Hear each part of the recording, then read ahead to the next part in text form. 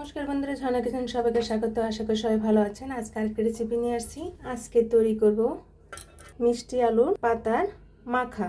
আপনারা তো মিষ্টি আলু শাক খেয়েছেন, অনেকভাবে অনেক কিছু খেয়েছেন। একবার হলো বাসায় এভাবে মিষ্টি আলুর পাতা ঠিক এভাবে ডাঁটি সহ নিয়ে আমরা কুচি করে কেটে নিয়েছি। একবার হলো এভাবে মাখা খেয়ে দেখবেন। সব সময় মাছ মাংস খেতে ভালো লাগে না, যদি একবার এভাবে তৈরি করে নেন মনের তৃপ্তি সহকারে এক থালা ভাত খেয়ে নেবেন, এতটাই মজার হয়। আমরা মিষ্টি আলুর পাতাটাকে ভালোভাবে ধুয়ে এভাবে কেটে নিয়েছি। কড়াইতে এখন আমরা সিদ্ধ করে নিব। শুধু সামান্য পরিমাণের মতো একটু লবণ দিয়ে সিদ্ধ করে নিব।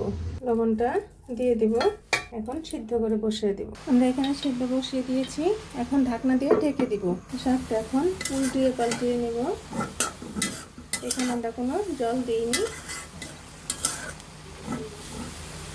শাকটি হয়ে গিয়েছে, এখন আমরা নামিয়ে নিব, নামিয়ে ঠান্ডা করে নিব। দেখুন বন্ধুরা, আমরা এখানে 6টি শুকনো লঙ্কা দিয়েছি আর 1 চামচ পরিমাণের মতো সরিষার তেল দিয়ে দিব, কারণ শুকনো লঙ্কাগুলো আমরা সরিষার তেল দিয়ে ভেজে নিব মচমচে করে। প্লিজ বন্ধুরা, এখনো যারা সাবস্ক্রাইব করেনি এবং যারা নতুন আমার চ্যানেলে আসছেন তারা অবশ্যই একটি লাইক এবং সাবস্ক্রাইব করে দিবেন। আর যারা ফেসবুক পেজ থেকে দেখতেছেন তারা অবশ্যই একটি ফলো লাইক দিয়ে দিবেন। আপনারা আমার পাশে থাকলে নতুন নতুন রেসিপি নিয়ে আপনাদের সামনে হাজির হব, এবং তারা অবশ্যই কমেন্টে জানাবেন কেমন হলো এই মিষ্টি আলু পাতা মাখা, কেমন হলো।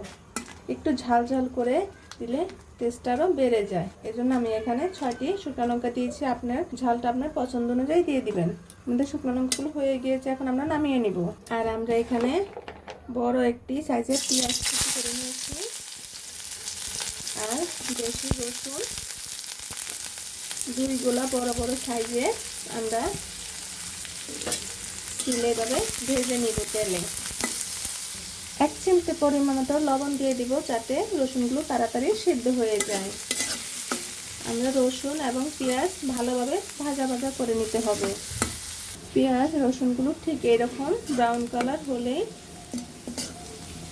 নামিয়ে নিব। এরকম করে ভেজে নিতে হবে। এখানে শুকনো লঙ্কা আর লবণ দিয়ে ভালোভাবে হাত দিয়ে ম্যাশ করে নিতে হবে। আমরা এভাবে ম্যাশ করে নিয়েছি। এখন পেঁয়াজ আর রসুন ভাজাটা এর মাঝে দিয়ে দিব। এখন আবার রসুন পেঁয়াজ এর সাথে আবার হাত দিয়ে ভালোভাবে ম্যাশ করে নিতে হবে।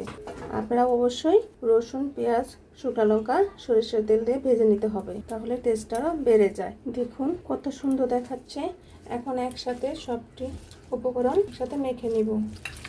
দেখে জিভে জল চলে আসছে এতটাই, এবং কি সুন্দর স্মেল আসছে।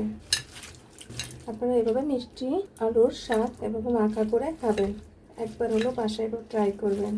দেখুন বন্ধুরা, আমাদের তৈরি হয়ে গিয়ে দেখুন বন্ধুরা কত সুন্দর দেখা। ভিডিওটি অবশ্যই শুরু থেকে শেষ পর্যন্ত অবশ্যই দেখবেন। ভিডিওটি অবশ্যই কমেন্টে জানাবেন কেমন হলো। ভিডিও দেখার জন্য ধন্যবাদ। Thank you.